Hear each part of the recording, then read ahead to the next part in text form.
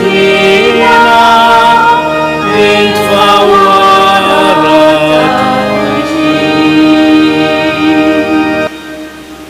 fl-isem tal-Missieru tal-Iben tal-Ispiritu Santu, il-grazzja ta' Sidna Ġesu Kristu l-imħabba tal-Alla u l-għaqda fl-Ispiritu Santu tkun magħkom ilkoll. Lum sejrin nagħmlu l-quddiesa mill-komun tal-Madonna f'jum is-Sibt. Slim għalikom imqazza, inti bħeġġa kbira tajt lid-dinja lis-Sultan li jaħkem fuq is-sema u fl-art tal-dejjem. Ħuti, ejjew nagħrfu ħtijietna biex nitħejjew tajjeb ħalli niċċelebraw il-misteri qaddisa.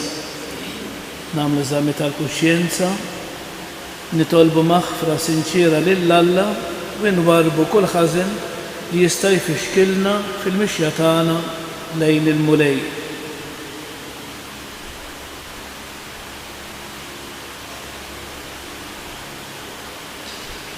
Inti Mgħallem tajjeb tagħna mulej ħnina. Inti s-Sultan rebbieħ tagħna Kristu ħnina.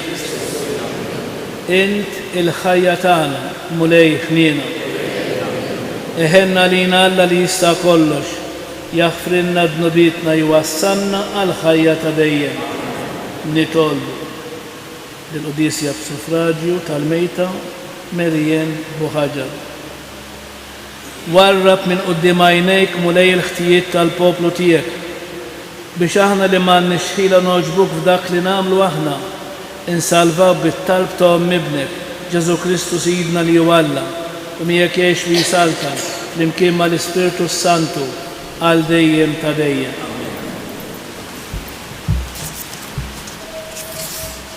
Ħalli mill-ewwel ittra ta' San Pawlu Apostlu il-Korintin, Ħuti, għandu mnejn xi ħadd jgħid kif ikrimu il-mejtin, bliema ġisem jiġu, iblaħ dak li inti tiżra ma jkollux ħajja jekk qabel ma jmutx. U meta tiżra ma tiżrax dak il-ġisem li jagħti ikun. Dak xejn ta' żerrija tista' tkun tal-qamħ jew xi żerrija oħra. Hekk ukoll u l-kawmien mill-inwiet. Jinżera ġisem li jitħassar, ikun ġisem li ma jitħassarx. Jinżera fl-għajb, ikun fil-ġieħ. Jinżera fid-djufija, ikun fis-saħħa. Jinżera ġisem naturali, ikun ġisem spiritwali. Jekk hemm ġisem naturali, hemm ukoll ġisem spiritwali. L-Iskrittura tgħid l-ewwel bniedem Adam sar ruħ ħajja, l-aħħar wieħed sar spiritu li jagħti l-ħajja. Mhux l-ispiritwali ġie l-ewwel, imma l-ewwel in-naturali u mbagħad l-ispiritwali. L-ewwel bniedem mit-trapp u tal-art, it-tieni bniedem mis-sema. Bħalma hu l-bniedem tal-art, hekk ukoll huma l-bnedmin tal-art. Bħalma hu bniedem tas-sema, hekk ukoll huma l-bnedmin tas-sema. Bħalma aħna imlibsa ġbija tal-bniedem tal-art, hekk ukoll qatt nilbsu ġbija tal-bniedem tas-sema. Il-kelma tal-mulej sam responsorjali ngħidu flimkien nimxi quddiem Alla fid-dawl tal-ħajjin, nimxi quddiem Alla fid-dawl tal-ħajjin. Jerġgħu lura l-edewwa tiegħi meta jiena insejjaħlek dan jien naf li Alla u miegħi flimkien nimxi quddiem Alla fid-dawl tal-ħajjin. Bl-għajnuna tal-Alla infaħħar kelmtu, bl-għajnuna tal-mulej infaħħar kelmtu. Falla nittama m'għandix għax nibża x'jista' jagħmilli l-bniedem flimkien nimxi quddiem Alla fid-dawl tal-ħajjin. U Alla jien marbut bil-wedid tiegħek għalhekk irrodlok sagrifiċċji ta' tifħir għax mill-mewt intħlist lil ħajti u r-riġli mill-waqa flimkien nimxi quddiem Alla fid-dawl tal-ħajjin. Jekk iġobkom inkunu bil-wieqfa. Alleluja, alleluja, alleluja. Ħen dawk li jisimgħu il-kelma tal-Alla b'qalb tajba u sinċira jożżuha u jagħmlu l-frott billi jżommu sħiħ. Alleluja.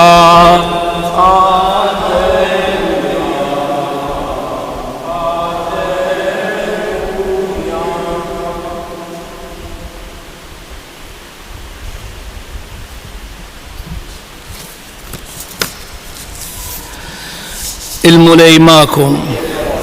Għara mill-Evanġelju skont San Luqa. F'dak iż-żmien inġemet kotra kbira ta' nies li kienu ġejjin lejn Ġesu minn kull belt u qalilhom din il-parabola. Wieħed bidwi ħareġ jiżra ż-żerrija li kellu u għaw jiżra xi żerrijat waqgħu mal-mogħdija u ntrifsu u l-għasafar tal-ajru naqruhom kollha. Oħrajn waqgħu fuq il-blat u nibtu u nixfu għax tira ma kellhomx. Oħrajn waqgħu qalb ix-xewk u x-xewk kiber magħhom u ħanaqhom. Oħrajn waqgħu far tajba u nibtu u għamlu l-frott kull waħda mija.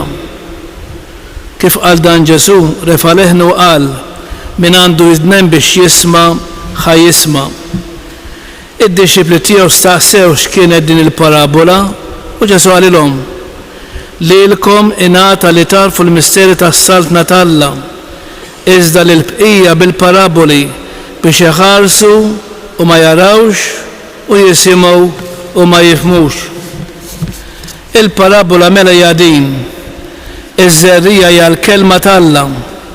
Dawk ta' matul il-mogħdija u ma dawk li jisimgħu imbagħad jiġi x-xitan u jaħtfilhom il-kelma minn qalbhom li ma jmorrux jemmnu u jisalvaw.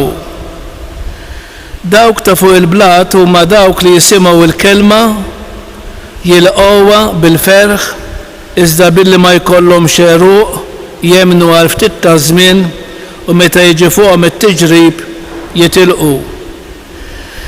Dawk li jaqgħu qalb ix-xewk huma dawk li jisimgħu l-kelma tal-Alla, iżda aktar il-qudiem l-inkwiet żejjed u l-għana u l-pjaċiri tal-ħajja joħonquhom u l-frott tagħhom ma jsirx. Imma dawk li jaqgħu far tajba huma dawk li jisimgħu l-kelma tal-Alla b'qalb tajba u sinċira, jgħożżuha u jagħmlu l-frott billi jżommu sħiħ. Il-kelma tal-mulej. Nagħmlu ħsieb qasir fuq il-Vanġelu. Mela eżis San Luqa llum jirrakkuntanna il-parabola taż-żerrija. U tajjeb li ninnutaw li ż-żerrija kollha kienet tajba ż-żerrija. Fil-fatt kollha kemm nibtet iż-żerrija. Imma l-art fejn inxteħtet iż-żerrija forsi ma kienx kollha tajba. Dak jista' jkun. Forsi kien xi ftit tal-blat ukoll u allura ma kienx hemm ħamrija. Imma iż-żerja tal-kelma tal-eżis tinżera f'qalbna kull darba li nisimgħu il-kelma tiegħu speċjalment fil-quddiesa. Il-Vanġelu dak huwa l-aħbar it-tajba. Jiġifieri l-mulej ħajtina b'xara tajba, mhux b'xara ħażina. U anke il-kelma tal-Alla tatina wkoll id-dawl kif aħna mexxin, jekk aħniex mexxin tajjeb wara Ġesu jew inkella ittraskurajna xi ftit milli mxejna warajh. U allura il-koll nisimgħu l-qari waqt li qed nieħdu sehem fil-quddiesa, imma nistaqsi lili nnifsi ma liema tip ta' art ser inqabbel il-qalb tiegħi. L-ewwel eżis, l-ewwel nett il-kelma tal-Alla irrid nismagħha. U anke importanti li noqgħod attent biex nara il-mulej x'irid jgħidli, x'irid jgħallimni, kif irid iddawwalli moħħi, inix ngħix tajjeb, inix ngħix sewwa. U allura jista' jkun li forsi waqt il-kelma tal-Alla nkunu xi ftit aljenati. U dak li noqogħdu attenti meta nidħlu l-Knisja inħallu l-problemi u d-diffikultajiet tal-familja barra u ħan niltaqa' ma' Alla, ħan niltaqa' mal-mulej, ħan nara ftit x'ħajejdli. Importanti wkoll illi meta jiena niġi nisma' l-quddiesa mhux inħalli l-ħin jgħaddi imbagħad nidħol. Jiġifieri jekk il-quddiesa tibda fit-8:09 naħseb ftit 5 minuta qabel biex nipprepara ruħi tajjeb, imbagħad inkompli. Dawk li jidħlu wara jista' jkun li l-kelma talla ma semgħuhiex u allura żgur li din ma tħallix frott għax hekk ma tismax ma tistax tkun taf x'qalilna l-mulej dalgħodu. Illum il-parabola kienet sabiħa ħafna, interessanti. U x'ħanejdu lill-mulej Ġesu? Mulej għatini l-grazzja li nixxennaq għal-kelma tiegħek għaliex? Għax biss tista' tagħtini s-serħan tal-moħħ. Il-kelma Alla biss tista' sserraħ li moħħi jekk jiena inix qed nagħmel it-tajjeb jew inkella forsi ma nkunx qed nagħmel it-tajjeb biżżejjed. U allura importanti li meta nisimgħu l-kelma Alla mhux inħalluha tgħaddi. Jekk hemm xi kelma li fil-qalb tiegħek għamlet effett, ħalliha taħdem f'qalbek u aħseb fuqha biex ma jiddispjaċikx minn dak li tkun għamilt bil-wieqfa.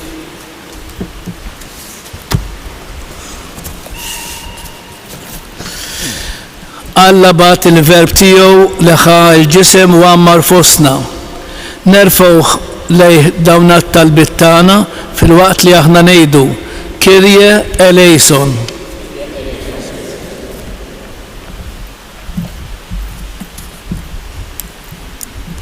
Meta jkun diffiċli taħfer u titlob maħfra biex timbena mill-ġdid il-għaqda nitolbu. Kyrie eleison. Meta l-Knisja il-ġisem missigu ta' Kristu tinqasam nitolbu. Kyrie eleison. Meta tant bnedmin iħossu d-batija ta' fiġhom taħta nitolbu. Kyrie eleison. Meta fid-diffikultajiet ta' kuljum ma jirnexxinniex nagħtu xhieda tal-Evanġelju nitolbu. Kyrie eleison. U fl-aħħar nagħmlu it-talba personali tagħna.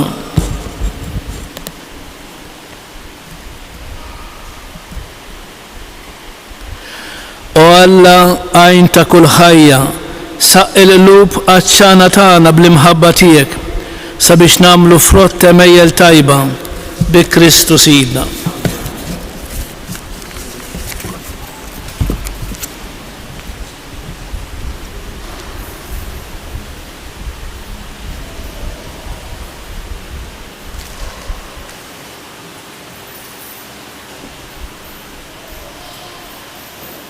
Imbirek int mulej Alla tal-ħolqien kollu, għax fit-tjobitek tajtna l-ħobs li nofrulek, frott tal-art u xogħol il-bniedem li minnu jsir għalina il-ħobs tal-ħajja.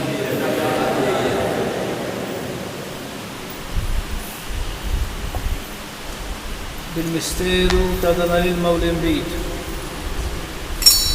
ikonna sem fin-natura divina ta' Kristu kif hu jissieħeb magħna fin-natura tagħna il-bnedmin.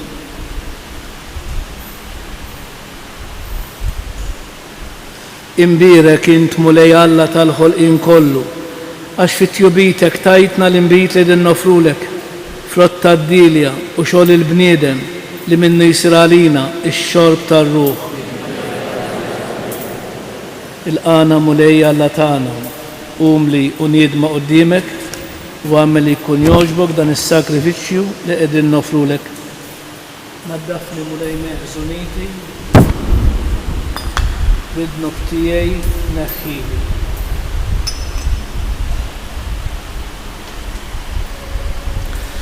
Itolbu ħuti biex dan is-sagrifiċċju tejju tagħkom ikun jogħġob lil Alla il-missier li jista' kollox.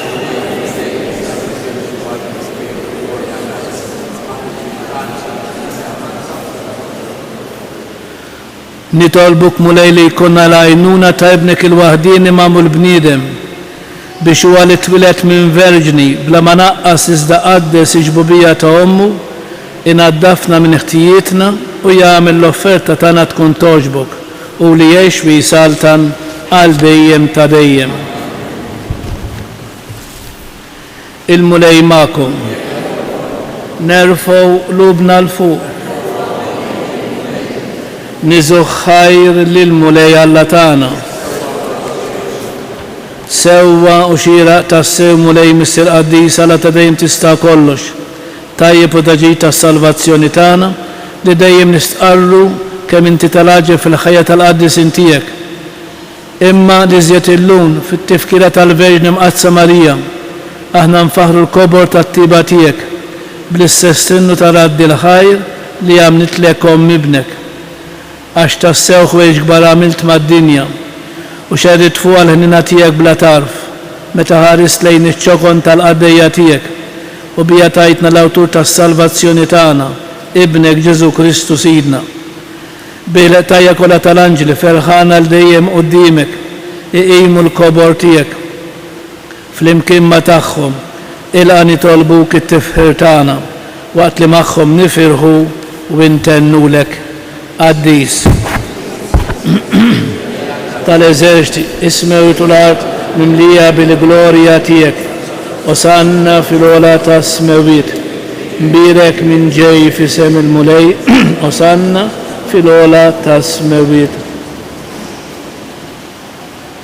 Qaddis tas-sew inti mulej inti lajn ta' kull qudusija. Qaddis għalek nitolbuk dal-offerti bil-barka tal-Ispirtu tiegħek biex isiru għalina il-ġisem u d-dem ta' Sidna Ġesu Kristu li meta kien se jingħata biex minn rajħi bati ħal ħobs raddi l-ħajr qasam tal id-dixxipli tiegħu u qal ħudu u kulu il-koll minn dan għax dan huwa ġismi li jingħata għalikom.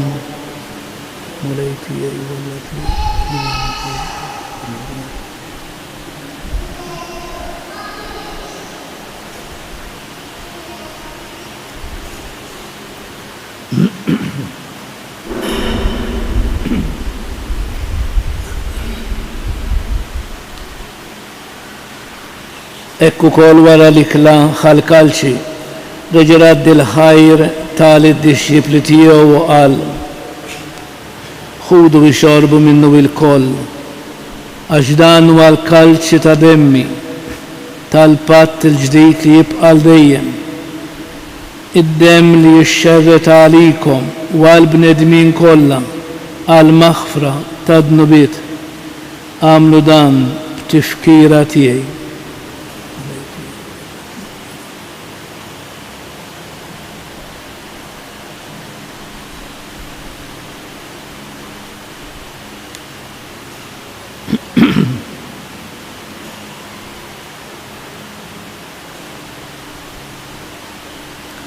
Dan u l-misteru tal-fidi u l-mulej u għam minn bejn l-imwietax u l-mulej kull il-koppa temile kull il-sin jistqar Ġesu hu il-mulej. Għalhekk aħna nagħmlu dam tifkira tal-mewt u l-qawmin ta' Sidna Ġesu Kristu. Nofrulek mulej il-ħobs tal-ħajja u l-kalċi tas-salvazzjoni u nroddulek ħajr għax oġbok tilqana u quddiemek biex naqduk u miċ-ċokon tagħna nitolbu li l-Ispiritu Santu jaqqadna f'ġisem wieħed lilna li nieħdu semm il-ġisem u d-dem ta' Kristu. Ftakar mulej fil-Knisja tiegħek imxarda mad-dinja kollha. Wettaqaf l-imħabba fl-imkien mal-Papa Franġisku mal-Isqof tagħna Anton u mal-Ministri tiegħek kollha. Ftakar fil-qadija tiegħek Merjem Boħaġa li jogħġbok issejħilha għandek minn din id-dinja. Għamel kif hija bil-magħmudija mietet fibnek u bħal ibnek. Ekku kol fibnek u bħal ibnek tirxoxra l-ħajja. Ftakar ukoll fħutna li raqdu bit-tama tal-qawmin, ftakar fil-mejtin kollha. Niftakru fl-eżistana, fil-benefatturi tagħna u f'dawk l-irwieħ li m'għandhomx min jitlob għalihom.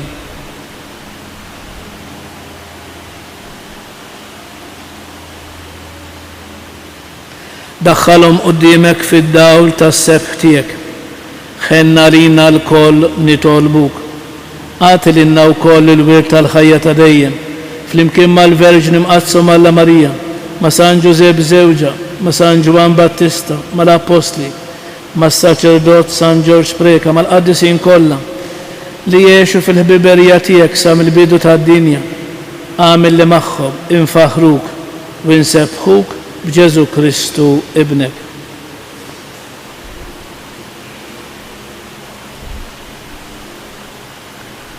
Bi Kristu, ma' Kristu u fi Kristu jingħata lilek Alla missieli tista' kollox flimkien mal-Ispiritu Santu kull ġieħ u glorja għal dejjem ta' dejjem. Ejjew nitolbu kif għallimna is-Sinjur tagħna Ġesu Kristu bit-talba tal-missierna. Missierna li inti fis-smewit jitqaddes ismek, tiġi saltnatek, ikun li trid int kif is-sema hekk fl-ard. Ħobżna ta' kuljum agħtina llum, aħfrilna dnubietna bħal ma naħfru lil-mnuħat għalina. Taddaħħalniex fit-tiġrib, iżda eħlisna mid-deni. Eħlisna nitolbuk mulej minn kull deni. Atina fit-tieba u l-ħnina tiegħek il-paċi fi żmienna biex inkunu ħilsa dejjem mid-dnub u imħarsa minn kull inkwiet.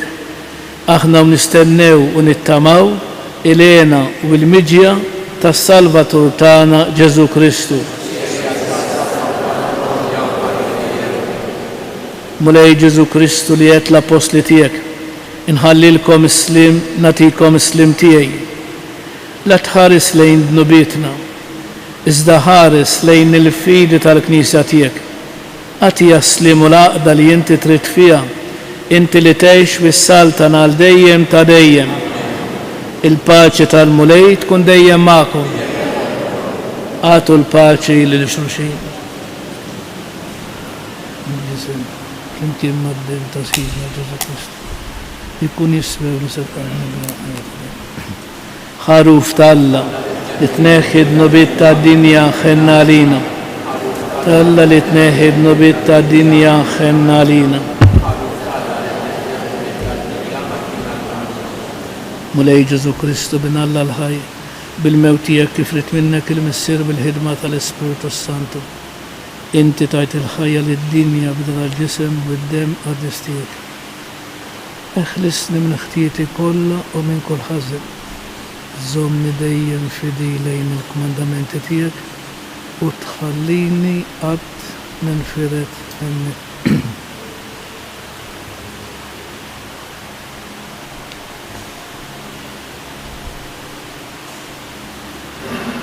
Dan huwa Kristu li għalinna. Jienu il-ħobs ħaj li niżel mis-sema. Min jikol minn dal-ħobs jgħix għal dejjem. Ħen jindawk li jersqu lejh u jirċevuh. Mulej, ma jistħoqlix li tidħol taħt is-saf tiegħi. Żdejt kelma waħda u ruħi tkun infejqa. Il-ġisem ta' Kristu jħallsni l-ħajja ta' dejjem.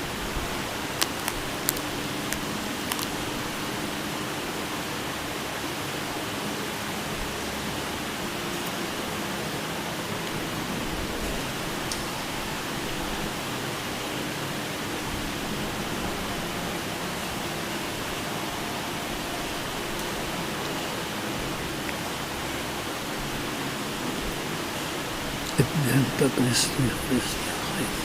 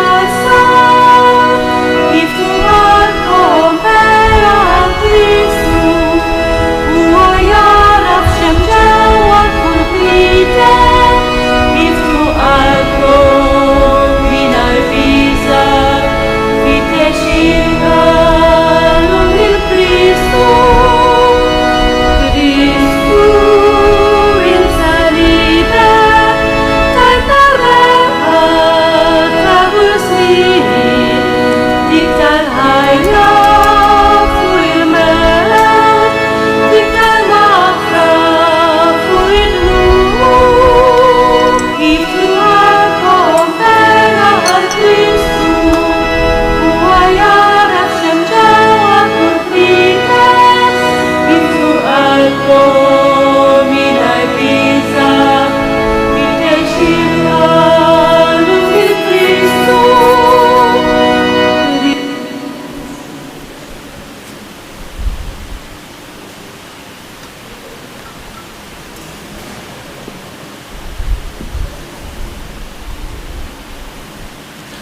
Gloria للمسير وللابن وللسبيرتو سانتو. Grazie Signor Allah, nitolbu. Tqarbinna mulej bis-sagramenti tas-sema, aħna bniċċelebraw tifkiet tal-Verġni Mqazza Marija, għamel fil-ħna tiegħek li aħna nimxu fuq il-passi tagħha u ngħaddu l-misteru tal-fidwa kif jixraq bi Kristu Sidna.